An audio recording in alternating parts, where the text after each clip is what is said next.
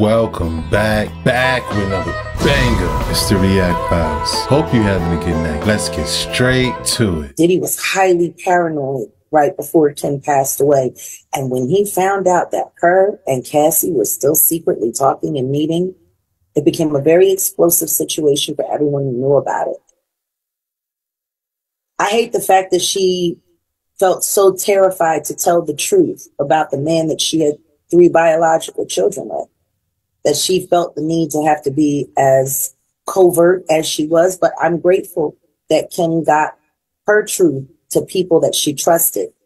Problem is she didn't know who she could trust and couldn't trust. I have no doubt in my mind that pieces of that memoir have been acquired by the home team, and that bad actors were incorporated so that they could put just enough spin to create reasonable doubt in the jury pool. It's a smart play, because there is no way that these 2 people who really had absolutely nothing to do with anyone involved got this much information directly from Kim Porter. It didn't happen. I'm telling you that now. And every person that they have these salacious stories built around are people that Diddy has issues with. It lined up too good in his favor when you really think about it. And if I were him and I had a team of PR agents, the first thing that I would have done is let's get our hands on a piece of the book, get as much as we can. We'll take as much trash as we can, throw it around it, and put it out there. Now, I'm not saying that that's what these authors did. I'm saying that whatever they got, it was prepackaged for them to earnestly move forward with it as it was real. But I'm telling you, this is orchestrated. This woman, for months and years, was silently trying to get the pieces of her diary out there. So if anything happened to her, people would know the truth. I truly doubt what she wanted everyone to know was all of this weird stuff. But I tell you what it does do. It creates sympathy for the devil, because the way those stories were spun in these narratives, it made everyone seem like they were just as bad as Diddy, right? Whatever tapes he turned over, they already have. They already have. Whatever Kim was able to get and parcel out, she got it from Diddy directly. Which means this could be nothing more than clips that were taken from what the FBI has already uncovered, what they already took in. I think that's why they put the gag order, because they just wanted to make sure that he couldn't say anything else. Jaguar Wright called out the witness who testified against Diddy. Jaguar Wright made some very strong claims that make a lot of sense, and now I am side-eyeing this witness. Jaguar Wright said that Courtney Burgess is not this innocent bystander that wants to help Kim Porter's story, because the fact that he tried to monetize off these child pee videos that he had instead of turning them into the feds.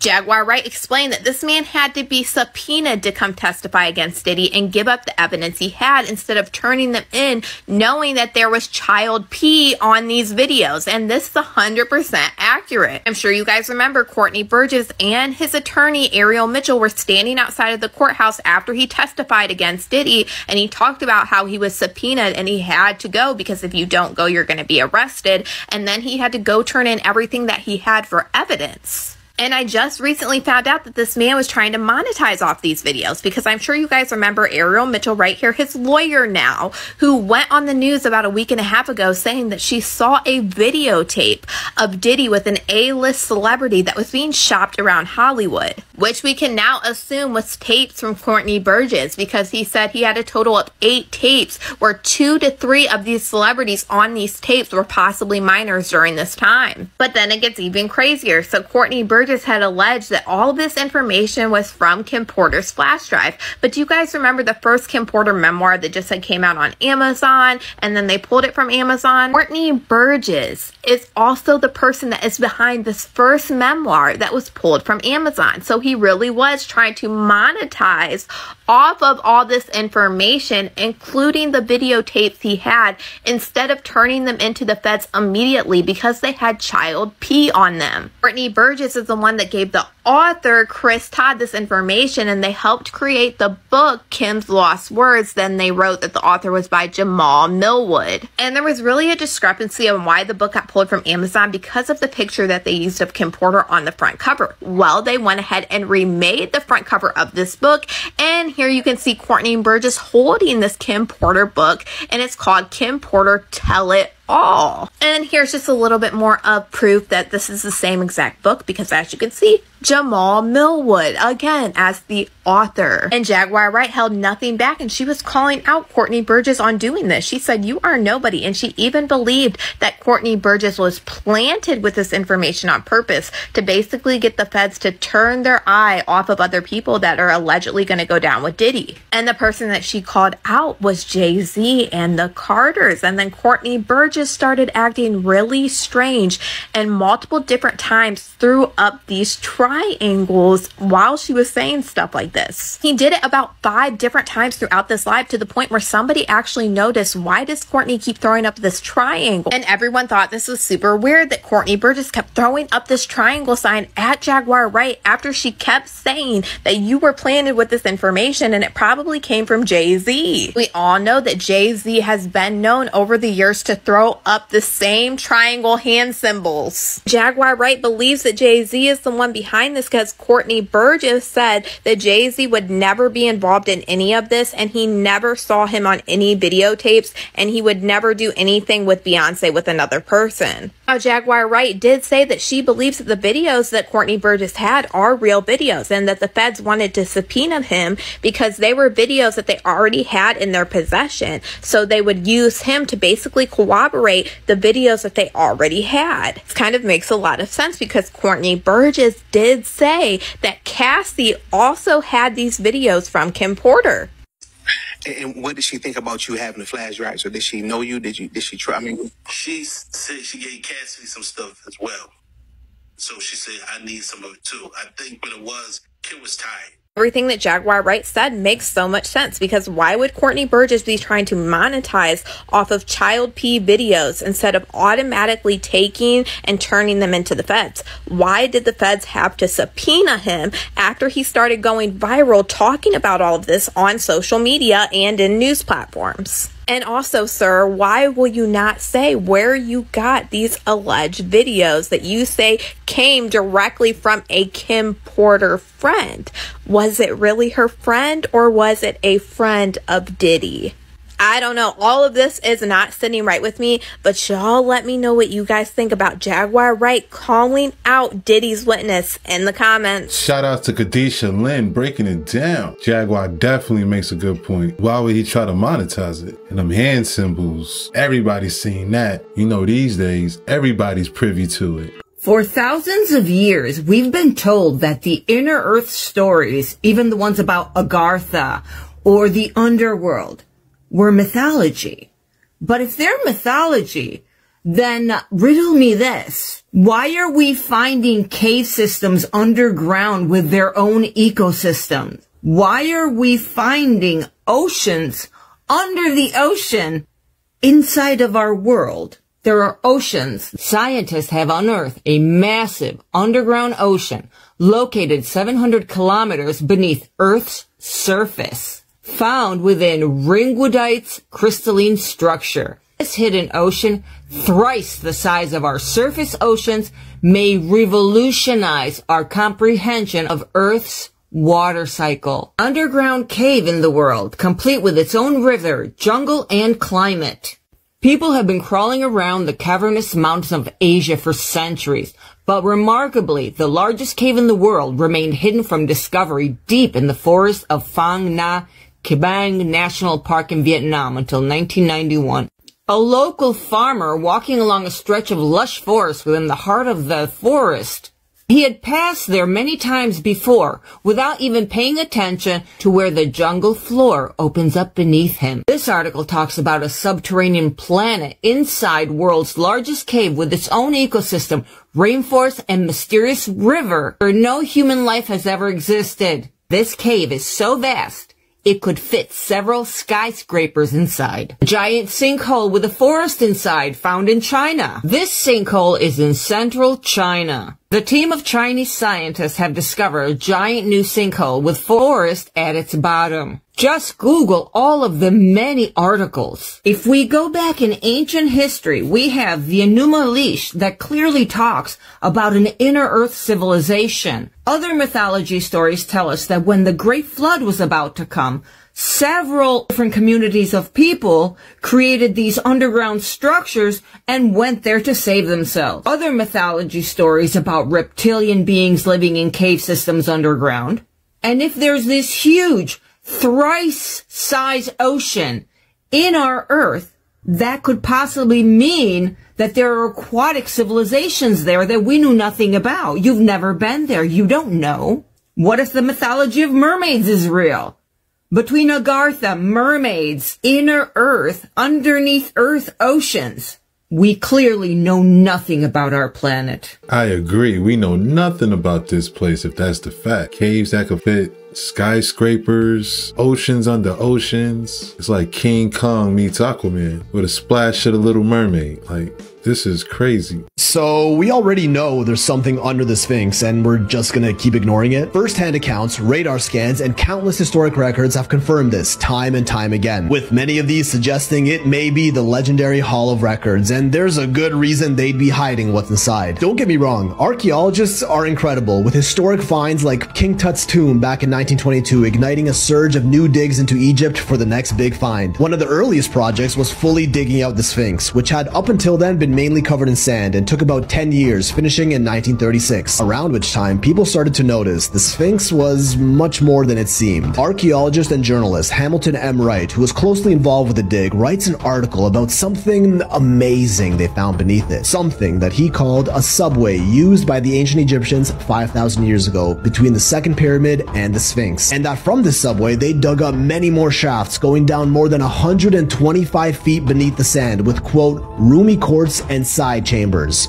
all underground. Many more articles in academic journals and international mainstream news about this find came out over the next several years, talking about massive hallways, stone support columns, buildings, and even paintings and carvings on the walls inside these subterranean chambers. Essentially, kind of describing what some consider to be a secret underground city beneath the Sphinx back in the 1930s. Allegedly, even photos were taken of this underground complex when all of a sudden, the story fades away and focus instead shifted on all the other tombs. Was it suppressed by a group of people that maybe found out what really was down there and didn't want the rest of the world to know? Because it wasn't the first time in history that a city under the Sphinx was mentioned. No, people have been talking about this for at least 1,500 years. In the 5th century BC, Greek historian Herodotus wrote the Histories, in which he talked about going to Egypt, where he was shown the legendary Labyrinth of Egypt. According to ancient lore, the Labyrinth of Egypt held a mythical underground archive which contained the lost knowledge of our ancient past, perhaps before the flood. Herodotus explained this underground complex in incredible detail, claiming that it even connected many of the pyramids together. In fact, his explanation was so detailed that 17th century scholar Athanasius Kircher was even able to recreate the entire map of the labyrinth from his writing. Then, in the 1st century BC, Greek historian Diodorus also talked about a sprawling underground enclosure with columns, buildings, temples, and paintings in his work Bibliotheca Historica. 1st century AD, Greek philosopher Strabo also claims to have visited a similar place in Egypt in his work Geographica, calling it a great palace composed of many palaces. Around the same time, Roman author Pliny the Elder wrote of a bewildering maze of paths that made up the underground complex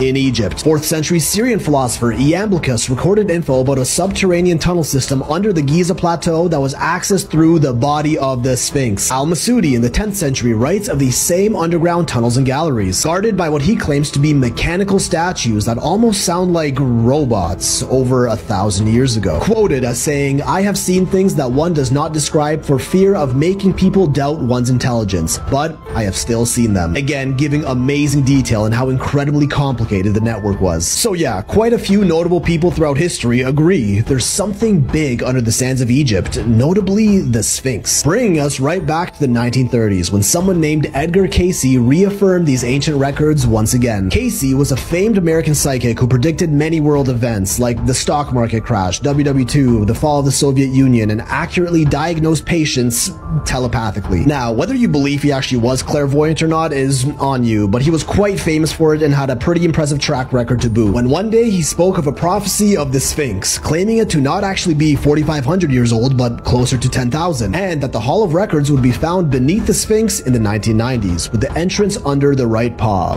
Pretty specific. In 1978, the Edgar Cayce Foundation launched an excavation project around the Sphinx, where they started to drill beneath it, but were stopped by the Egyptian army. And then, guess what happened in the 90s? Egyptologist John Anthony West and geologist Robert Schoch led studies into and around the Sphinx, and their conclusions almost lined up perfectly with Cayce's visions, taking seismic surveys revealing that unexplained tunnels and chambers were found under it, and the water erosion hypothesis suggesting it to be closer to 10,000 years old, which they showed in their 1993 documentary The Mystery of the Sphinx, confirming straight edges and sharp angles in these chasms that were very unlikely to be natural. And then Zahi Hawass, the guy appointed by the Egyptian government to oversee all investigations into ancient archaeology at the time, stopped the research, banning West and Schoch from the site, calling their findings American hallucinations, the 90s version of lies and misinformation. But all of a sudden, in 1996, Hawass greenlights a project to investigate under the Sphinx after receiving $10 million in funding to do so. It was so big, they even released a teaser trailer for it, showing Hawass going through tunnels under the Sphinx and hyping them up, where he's quoted on record as saying, "We are now inside the Sphinx in this tunnel. This tunnel has never been opened before. No one really knows what's inside this tunnel, but we are going to open it for the first time." Video ends, and over the next few months, Hawass and his team tell the world of a series of previously unknown tunnels that exist under the Sphinx. Reports coming out of drill samples going 100 feet straight down finding red granite, something that geologists confirm does not naturally occur that deep. Ancient Egypt commonly used red granite in their buildings and statues. Could that have been one? Then, out of nowhere, Hawass just scraps the whole project without explaining what they found down there and insists there is nothing under the Sphinx, even getting angry at anyone who questioned it, which really didn't help his case in insisting there's really nothing down there. But philosophers and historians throughout the centuries all wrote about it. Excavation projects in the 1930s confirmed it. West and Schoch's investigations in the 90s, followed by Hawass's excavations, reconfirmed it. As recently as 2008, the Montage expedition launched in Egypt using ground-penetrating radar that indicated the presence of grid-like and ordered structures deep beneath the sand, only to be told there's nothing down there and everyone else have been lying and hallucinating for hundreds of years. Even official reports from the 1830s, which conducted earlier excavations in front of the Sphinx, describe passageways that go deep underground, when allegedly an ominous group kinda told them to stop their work. This pattern of discovery suppression is all too common with the Great Sphinx. Secret, previously unknown chambers beneath the sand thought to contain the Hall of Records. Legend claims that as Atlantis was flooding over, they realized the importance of preserving their records, all of their accumulated knowledge for future generations. This knowledge they stored in the Hall of Records. Secrets of alchemy, immortality, levitation, frequencies, probably how they built everything, and other forgotten ancient wisdom. Essentially, the Google search engine of the Atlantean internet, with the Sphinx as its firewall. And the even fringier theories claim that Egypt isn't the only place that has one, with mountains and rock formations closely resembling the Sphinx found all over the world. In the Grand Canyon, Colorado, Romania, Pakistan, Guatemala, said to be even older and hence clearly more eroded, but this one might be a stretch, it could just be pareidolia. But people are quick to say archaeologists are all dying to make a discovery like this, and I bet they all are. So why on earth would they ever want to hide it from us? Well, cause it's not them doing the hiding. The Hall of Records is an ancient library containing the wisdom of our past. Wisdom like, I don't know, levitation, free energy, maybe immortality that would be accessible to everyone and likely bankrupt the trillion-dollar industries of our modern world. Gee, I wonder why they wouldn't want the world to know about something like this. So naturally, the billionaire elites would do everything they can to keep it hidden if it ever was actually found, hypothetically speaking. When their entire global empires are on the line, there's no amount of money they wouldn't invest to keep this a secret. Hey, as usual, just a crazy theory that could very well be a rumor, but it might not. Keep on questioning. That's right. Keep on questioning. Shout outs to Phil Spixel. Man, that was a good one. I understand everything buried underground, but how would the Sphinx end up on top? And what's the true origin of a Sphinx? Very interesting. Real Assassin's Creed vibes. Where did the Rothschilds, one of the richest families of the world, one of the biggest dynasties of the world, why are they connected to royal families? Why do they own so many things? Why is there an island in Antarctica named the Rothschild Island? Why does the Rothschild dynasty have so much power in the world today? What is most commonly known about them? That the Rothschilds are a European banking dynasty with the origins that date back to the 15th century. And the family name comes from the red shield, which translate to Zum Roten Schild. Mayor Amschel Rothschild, the founder, established his banking dynasty in the late 18th century. And the most common story is that he started out as an antique coin collector. While he was collecting ancient coins, he was also collecting ancient artifacts. In fact, the Rothschilds are known to have the vastest and most intricate antique and artifact collection of all of Europe. It is thanks to them that we have discovered the Mesopotamian cuneiform tablets that speak of the ancient gods and the true origin of our planet. Before, the Rothschilds' coat of arms was the fist holding the 5 arrows, each arrow representing one of the Amschel's sons, the 5 sons. And this emblem was to show their unity and power and strength. But long before this, who were they? So if we go back in their heritage, into their genealogy, we'll find that the Jewish bankers go all the way back to Mesopotamia, all the way back to ancient Egypt and the Second Pyramid War. The year 363, His Majesty Ra, the Holy One, Falcon of the Horizon, the immortal who forever lives. He was in the land of Ken. He was accompanied by his warriors and his line of high priests. For there were enemies conspiring against their lord. They conspired against their lordship and wanted to keep the shiny holy crown for themselves. It all took place in the ancient Egyptian city of Edfu. In this tale, we believe that this is where the origin story of the Rothschild begins. Ra's warriors were originally from the city of Samash, and they were also known as the Shatu, which if we go research in history, basically Freemasons. They are the people, the warriors that helped the god Ra escape from the Second Pyramid War.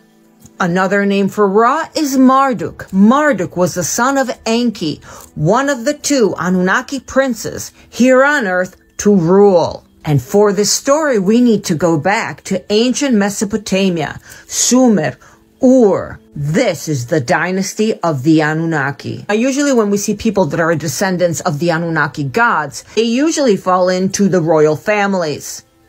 This is how kingship was established. But the Rothschilds are not royal. So how did they become barons?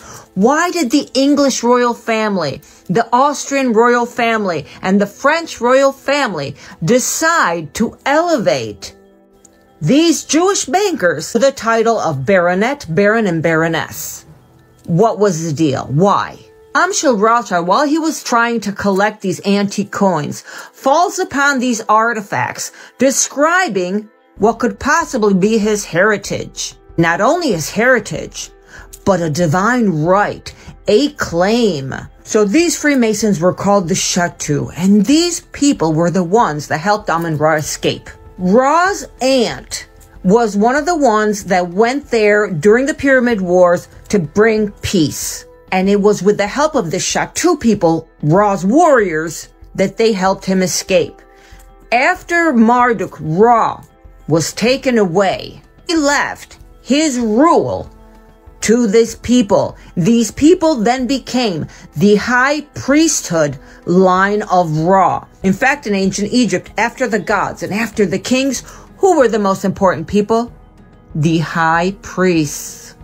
So Ra left his kingdom to his Kham, the Ra Kham, the Ra Kham, the shield of Ra, the warriors. So calm translate into shield, raw, calm, raw, shield. In time, it became Ra shield. You see where we're going? And this decree for them to rule came down tens of thousands of years ago. Who's the richest family on the planet with a combined income of $700 trillion? The Rothschilds. Before he left, he decreed that his kingdom would go to the Ra Kham. And Kham, K-A-M, now translates into shield. So now we have the Ra shield. So Ra shield, a red shield, Rothschild, the Rothschilds, the children of Ra. Wow, that was fascinating. I feel like I just learned something. Shout out to Christina Bruno 1111. It's never been broke down like that before. What's crazy is how many artifacts they have and how it's on display in that museum.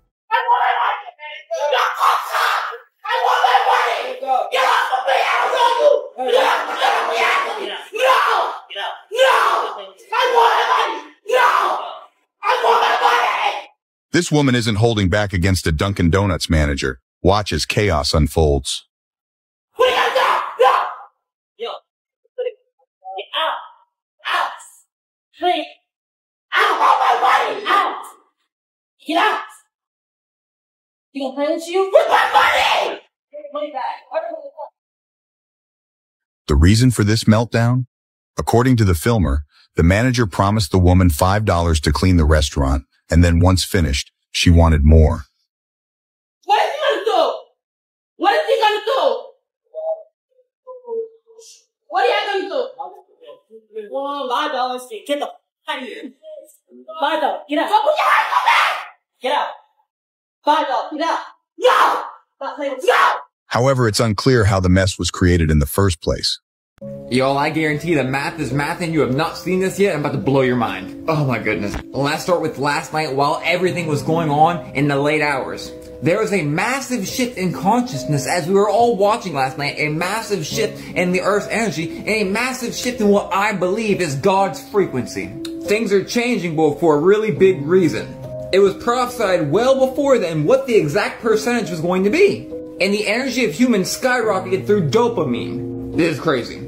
So what does all this mean? Do y'all remember when I showed you Google's 2025 through 2029? And it was saying 2028 was the end? Jesus versus Satan? You can go back and watch the video. But do you remember what 2029 was? The destruction of the Earth by a giant meteor? Yo, I'm telling you, you're not ready. It just so happens a meteor called the God of Chaos is coming 2029. Go back in my videos. Do you remember how I've been telling you guys we weren't going to be around in 2030, at least not here like this? There's something massive on its way, and that's why the rich are working on their space forces. And that, my friend, is why this is happening. Bookmark this. God has installed his last president and the last Trump. This is all the news you're not going to see on TV today, but it's going to be simplified in 60 seconds. Mars has now officially been declared unsafe for humans to live, as scientists explained why it never worked. These scientists found that the human exposure to radiation threats, including particle radiation from the sun, distant stars, and galaxies, would actually exceed the safe levels after 4 years on the planet. So they're saying that it is possible for humans to go to Mars, but it's not possible to live on Mars very securely in the long term. This is the real reason as to why one AirPod always dies faster than the other.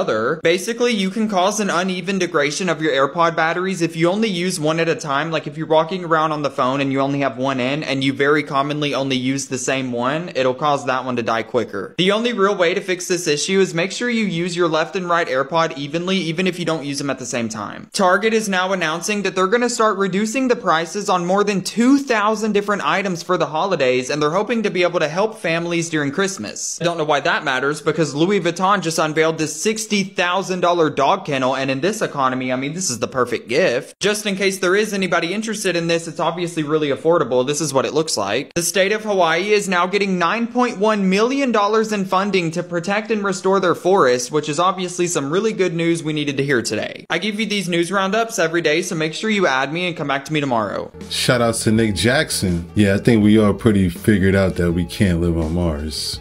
Shout out to Target for lowering prices for the holidays. Louis Vuitton is tripping.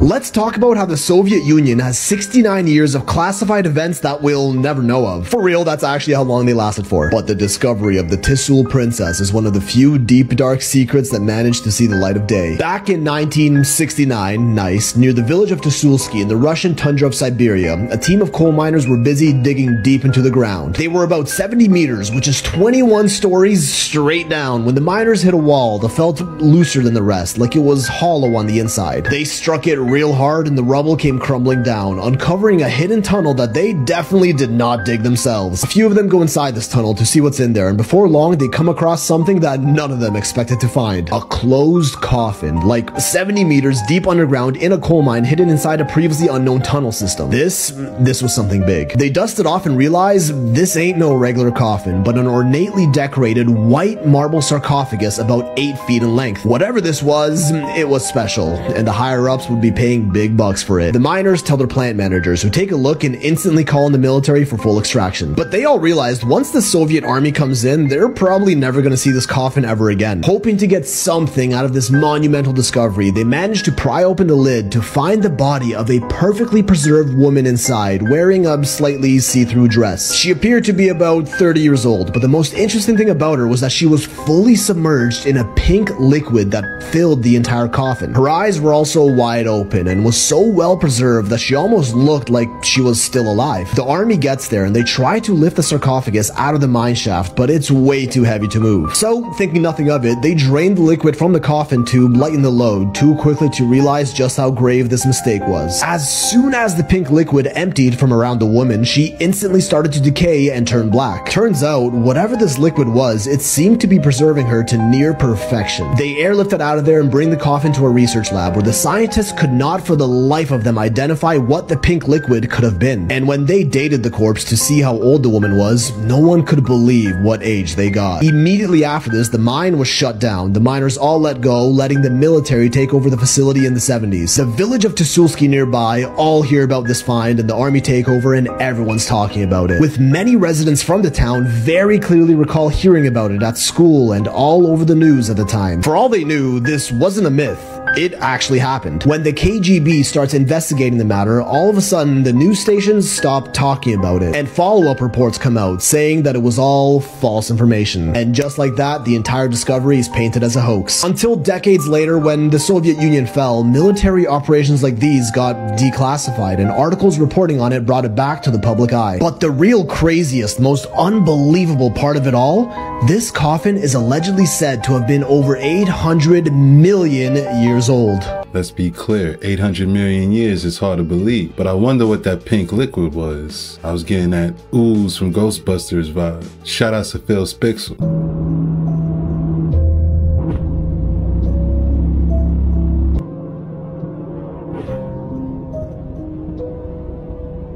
When we think of the Garden of Eden, something like this comes to mind, right? Or this, Adam and Eve in a tropical paradise. Unfortunately, that's far from the truth. The origin story of the Garden of Eden goes all the way back to ancient Mesopotamia. And these scriptures predate the Bible and all other religions by thousands and thousands of years. Therefore, the Sumerian story, the origin story of the Garden of Eden, where the garden was a medical facility, a zoo-like type of structure of the Anunnaki. And who made it? Enki. But it wasn't like this.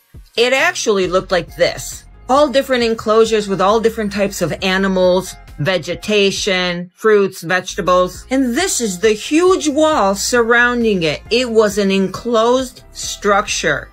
It probably looked a lot like this, and let me tell you why. And Enki was creating the Garden of Eden. It was actually called Eden, and it was a location. It was the first structure that they created in the Eden when they were here on Earth.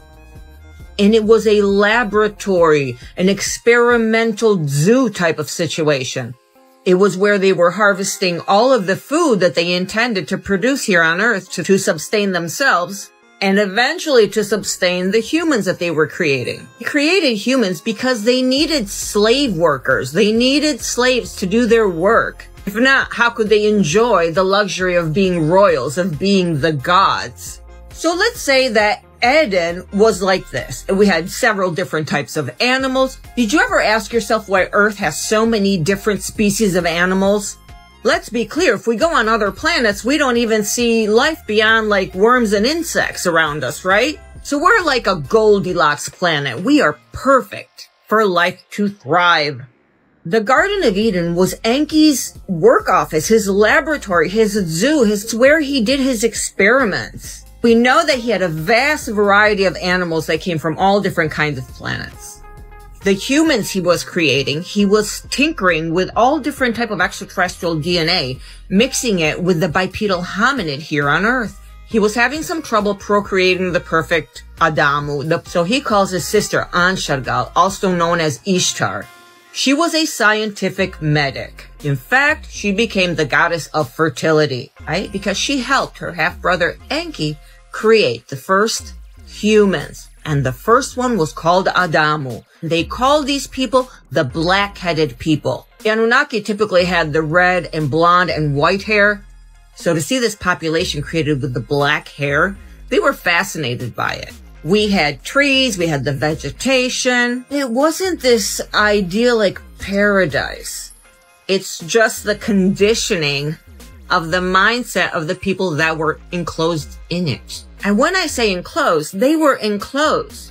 We even see in the book of Lilith with her story, she talks about the wall. There was a gate. You couldn't go in and out as you pleased. Only the top Anunnaki gods could go in and out as they wanted. The walls were made of stone and they were very high. These guys were stopping you. The angels, the watchers. Angels are none other than the army of the Anunnaki. In all the ancient scriptures, angels, archangels all have armor, all have swords, and they all fight in the name of their god. These were the keepers of Eden. There was no getting out unless you had permission to go out. And to be clear, Adam and Eve didn't even know that they could leave till they were kicked out. When the Anunnaki decided to create their own race to serve them, this is when Enki got his DNA and mixed it with that of a bipedal hominid, furry type of monkey person. The book of Enoch, we see that they experimented with all different types, creating unicorns, mermaids, the centaurs. And Eve wasn't even the first one. Before her, there was Lilith. And before Lilith, there was Agrat Bat Malat, Aish Seth, and Nama. Adam did not have one wife. Enki tried mating him with several women. The first three rejected him. Lilith in reality was the goddess Ishtar, that then later on with the Jewish Hebrew religion, they demonized her to take away her divine feminine power and transformed her into a demoness, saying that she was the first wife of Adam. She was never his wife. She was just there to carry the pregnancies. Finally, after several attempts of making him the perfect mate and all the experiments going wrong, this is when they created Eve. The Adam and Eve story is part of the first batch of humans they made. Because after Adam, Adamu, created in Eden, came Adapa. He was highly more intelligent, he was better looking, he was taller, he was stronger. He was also invited to go on Nibiru and meet King Anu himself. But that's a story for another day. So the Garden of Eden was never a paradise. It was a laboratory. It was like a zoo for people, animals, and plants. And since it's American... Shout out to Christina Bruno 1111. Now that's a story I've never heard before right there. Sounds to me like they were just cloning everything. They say there's nothing new under the sun. It's hard to imagine that this technology existed back then. It's very interesting. Diddy sent a cease and desist to the author of the Kim Porter memoir. I'm sure you guys remember Chris Todd, who revealed himself as the author of Kim's Lost Words that was sold on Amazon. He is releasing the cease and desist that Diddy sent him, and Diddy and his team were even asking for the flash drives that Chris Todd claimed that he got. And Chris Todd just admitted that all of the information that he got for the book Kim's Lost Words came from the witness against Diddy, Courtney Burgess. We write you on behalf of our client Sean Combs concerning the purported Kim Porter memoir that you self both published on September 20th, 2024. Your memoir is riddled with fabrications, lies, and inaccuracies that are obviously calculated to smear Mr. Combs' name and reputation, while at the same time lining your own pockets. When you authorized and published the fake memoir, you knew or had reason to know that it was not truthful and it was not drafted by Miss Porter. It does not reflect any intention by Miss Porter to spread falsehoods concerning her, Mr. Combs, their family, or any other person. As such, your publication is injurious and unlawful. We hereby demand that the memoir be retracted immediately in no event later than this Friday, September 2024. In addition, we demand that you immediately produce the purported flash drive on which the manuscript was found, together with the full affidavit identifying all persons to whom Miss Porter allegedly entrusted the flash drive with, and detailing how you purportedly came to possess it. If you do not immediately provide us with these materials and retract the cease and desist publication of this fake memoir, we will take such legal action as necessary to enforce our client's rights. Circumstances of your publication of the manuscript of Miss Porter's purported memoir prove that it is fabricated. First, you initially published it under a fake name, and second, even after you came forward as the author of the fake memoir, you provided no forensic evidence to support your false claims that it represents Miss Porter's own words and experiences. Third, Miss Porter's friends and family emphatically denied that Miss Porter had anything to do with the memoir. On July 31st, 2024, Miss Porter's best friend, Ebony, confirmed that Kim Porter did not write a manuscript on which her fake memoir is based. She wrote on Instagram that day, "There is no book, there never was." Several people continue to speak about and spread blatant lies regarding this mystery manuscript as if it was true. People, it's not. Kim would never do such a thing, and there's the honest God truth. God knows the truth, and so does she. After that Instagram post about Miss Porter's drafted manuscript being false, multiple media outlets retracted their stories. Your fake memoir includes multiple statements that satisfy these elements, such as defamatory statements that include but are not limited to the following: the false claim that Mr. Combs was responsible for Miss Porter's passing, the false claim that Mr. Combs told Miss Porter that he was responsible for unaliving Tupac Shakur, the false claim that Mr. Combs was intimate with I'll Be Sure. I'll Be Sure has expressly denied, among other things, that he and Mr. Combs were involved together. For avoidance of doubt, all such statements contained in the memoir are entirely false, and your publication of these, among other falsehood, constitutes defamation. For the reasons discussed above, we hereby demand that you immediately retract the fake Kim Porter memoir and provide us with forensic images of the purported flash drive on which the manuscript was found, together with a sworn affidavit identifying all persons to whom Miss Porter allegedly entrusted with the flash drive and detailing how you came to possess it. What really got me is the fact that he named off these three things that he is saying is untrue, but he's not claiming that these tapes are untrue. And Courtney Burgess has said that these tapes include celebrities and 2 to 3 minor celebrities, but he's not stating that this was defamation. The way Diddy worded this, it sounds like he doesn't even know if these tapes could honestly be true. I don't know, but that's what it sounds like to me. So I'd say it's a little bit too late for Diddy to get back these tapes, now knowing that Courtney Burgess had to give over this information to the feds. And Chris Todd even admits that Courtney Burgess got raided, and this is why he had to give up that evidence. There were 2 sources. There was a celebrity source that I will not name. And then there was Courtney Burgess. Courtney received, we'll call it the gold, from the celebrity source. The gold meaning the thumb drive? All of it. The videos, the tapes, the books, the pictures. There's a lot of other stuff in there.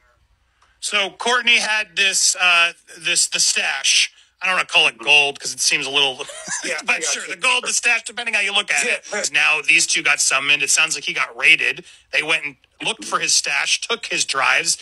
Does that worry you? Is that part of maybe your hesitancy? How do you now I'm worried too. I have you on. Am I going to get rated? Does that now start getting in your head? And do you think others as well? What is your reaction to that? No. You know, obviously any authorities could call me on the phone and talk to me. Like there's not, you know, with Courtney is a different animal, and his situation is a lot different than my situation.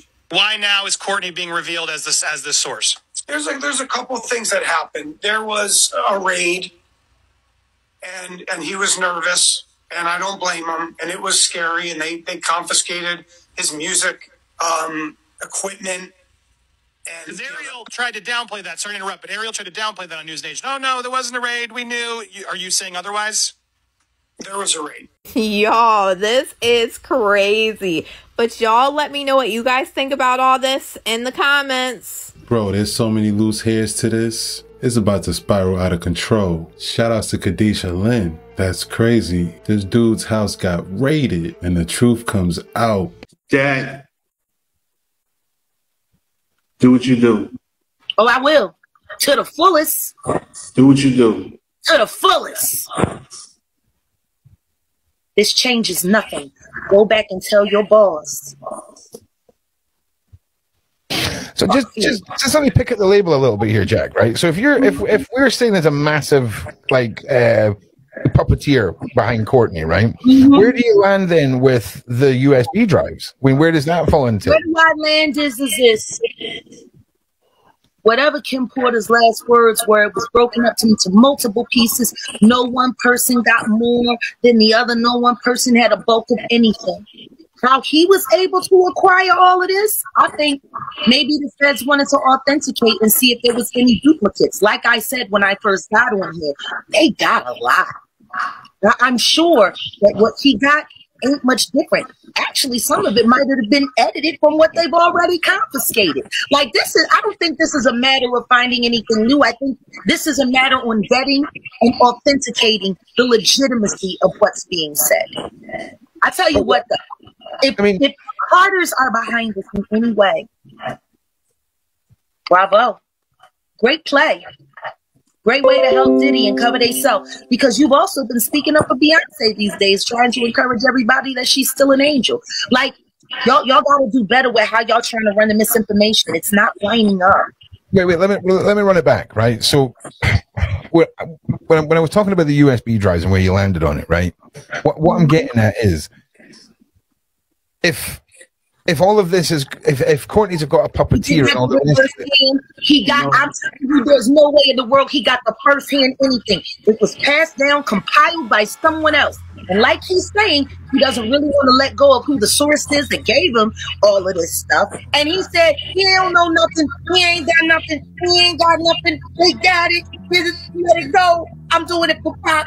For the people. I'm not a conspiracy theorist, whatever, right? Dude, like whatever.